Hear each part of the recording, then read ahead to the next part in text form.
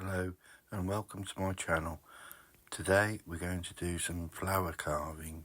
It's quite easy to do and I'm going to show you step by step.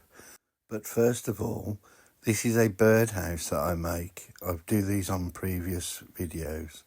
Anyway, this is the flower that I drew and I've cut it out with my scroll saw. Now this is the wastage and here are my chisels. Flex cut palm chisels. As you know, flex cut are great quality. Here I am just starting to cut out the petals. I have to secure it to my bench and then use the chisels.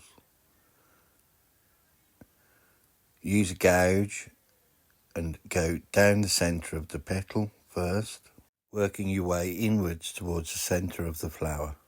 Continue to do this on each petal, but I will be showing you another method as well. It's usually faster. Here we are with a sphere burr in a Fordham hand set. Using the Fordham hand tool, it's a bit like a Dremel. Some people don't agree with it because it's mechanical, but here we go, it's a lot quicker. Working your way into the petals here, I've had to speed it up, but I hope you agree it is a lot faster than using a chisel, depending on what type of wood you're using. I just wanted to speed this up anyway. Here I am using a sander. This is a 1-inch sander on a Dremel. That's just to clean up some rough edges. With woodworking, it's quite good to clean up as you go. Smoothing off the edges. Anyway, here we are using a smaller sphere burr. This is slightly more intricate and it will get into all the gaps. And here I'm using a T-burr to try and help to the 3-dimension that I want to achieve. You cut each petal and then using a skew chisel you make it so it's looking like it's forced behind. Carrying on with the Fordham handpiece, carrying on to tidy up some rough edges, giving more depth to the flower. And this is a bowl burr to make the centre more dome-like. It all adds to the 3D effect. Using various tools really is a must, but I did start with a Dremel, working my way up with chisels and knives. Each tool really does have a purpose. This is a flame burr and I will be using that to do the underside. So if you put the flower down on something, you will get a shadow effect. Just tidying up the front again now with a skew chisel, taking the petals down into the centre. This all helps with the effect of the shadows. You can see quite clearly it's getting a better shape now. It is good to use different tools which give a different effect. Here I am clamping it down again into another position to carry on using a chisel. If you've got this far, please consider hitting the subscribe button and don't forget that like button. I am going to be showing you 2 different types of flower. Some people have said this first one looks like a poinsettia, which as you all know is a Christmas flower. This is a smoother burr. I'm trying to smooth it out now and I will be using sandpaper on it to give the final effect. Actually the final effect is the oil that I use. I use tung oil. Here's with the flame burr. I'm going to be doing the underside of it, building the petals up to join at a tip on each petal. I'm sorry about the length of this video. I did want it to be shorter, but it's not really possible to show you how to do this process in any less time. There you go, just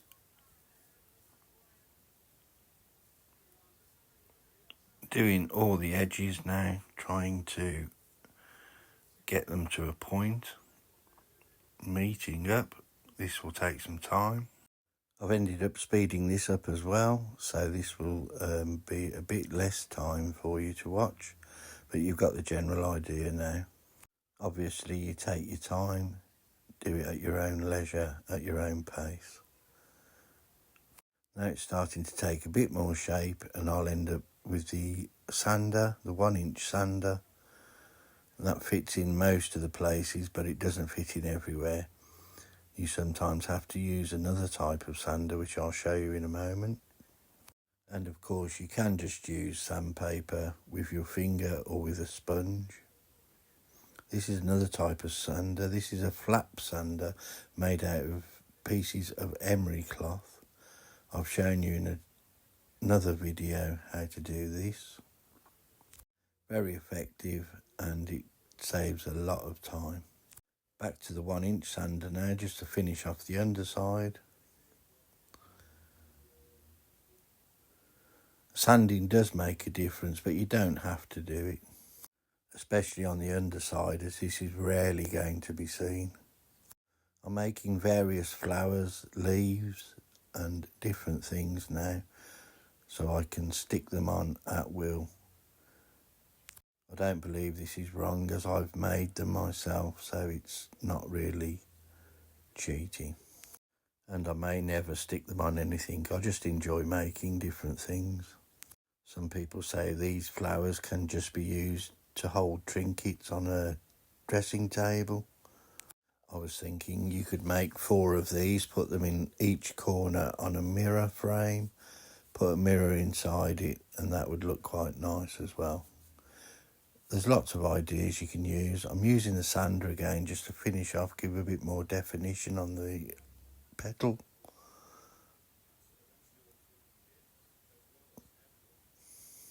And as I've already said, if you can, it's really appreciated if you can hit the subscribe button. I go live most weekends doing a live stream where you can join in with the community that we've built up. Most of them are American and Canadian, but I do have people from all over the world joining. We share ideas and just generally have a chat most Sundays.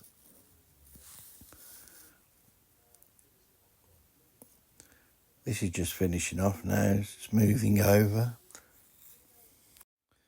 Leave a comment if you think you know what type of flower this is. I've just made it up, so I don't know if it even resembles a flower of a particular type, but if you do know, please leave a comment. This is a little flame gun, and I'll use it to bring out the grain on most of the wooden designs that I do. Give it a quick brush. And this is the tongue oil that I use. It's produced from the nut of the tongue tree. I've lately found out that it's in the mouths of rivers where it grows. I think you'll agree that brings out the grain very nicely.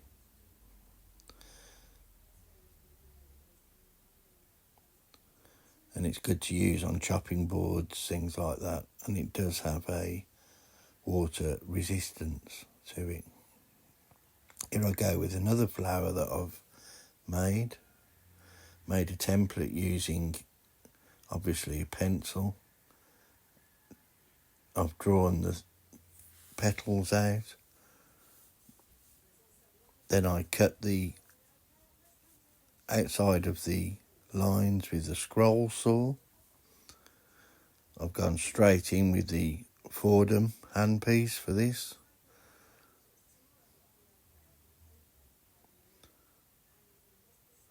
I'm obviously using a dust mask. You've got to protect your lungs, else you do end up with quite a bad cough, especially with all the dust flying around off one of these machines. You can use a Dremel. A lot of people actually do use a Dremel, but I would advise that you get a flex shaft, which is the lead coming off the handpiece into your machine, and it gives you a lot more flexibility. Use it literally like a pen. And there you go, that's quite quick. Now I'm just taking the edges straight down to the centre with the skew chisel again.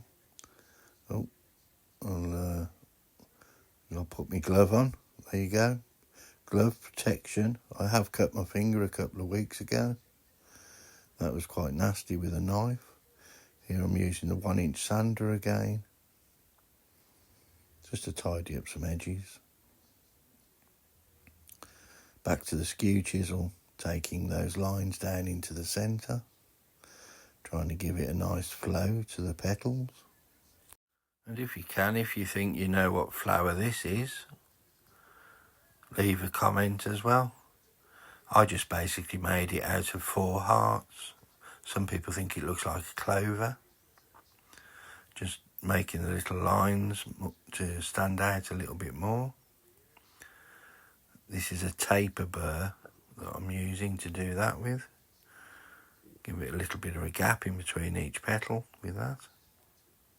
And I will be using the sander again in a moment.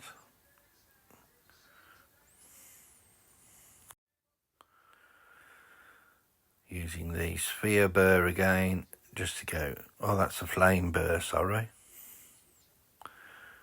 Just to do the underside.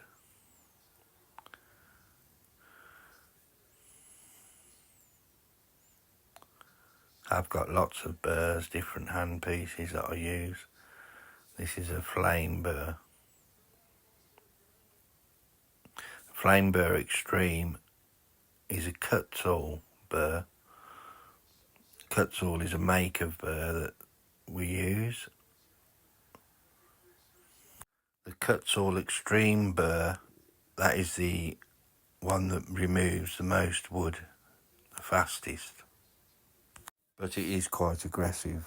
Takes a little while to get used to using it. But it's coming along nicely now. I'm just doing the underside. Bring the petals up to meet. And this is the one that people thought it would make a nice little trinket dish. Probably put earrings in it, rings or a necklace or something like that. Leave it on a dressing table. But I think I'll be using this as a flower to put onto probably a birdhouse that I make. Could be anything really. And you could put it on anything as well if you wanted to make one.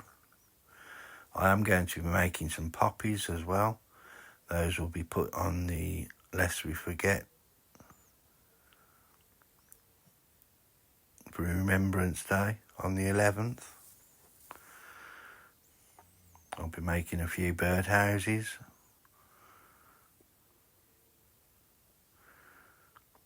And just keep going with the flame burr. So I'm using flame burr, a sphere burr, a smaller sphere burr, and a taper burr to do these flowers. I'm also using chisels, which are skew chisels and gouges.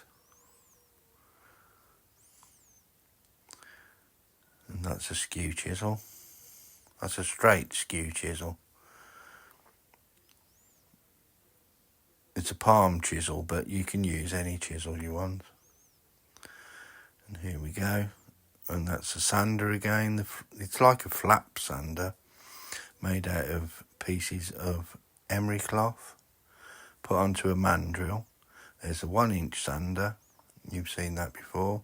I'm just trying to make the hearts look a bit more heart shape and smooth out the middle. It's a great little sander this is for getting in all the little gaps, nooks and crannies. Give it a brush. Give it some of that tung oil just to make the grain stand out. And it does a wonderful job and helps to protect the wood as well. I think it stops it from splitting as well. I'm not quite sure about that, but I think it does. Can't do any harm anyway.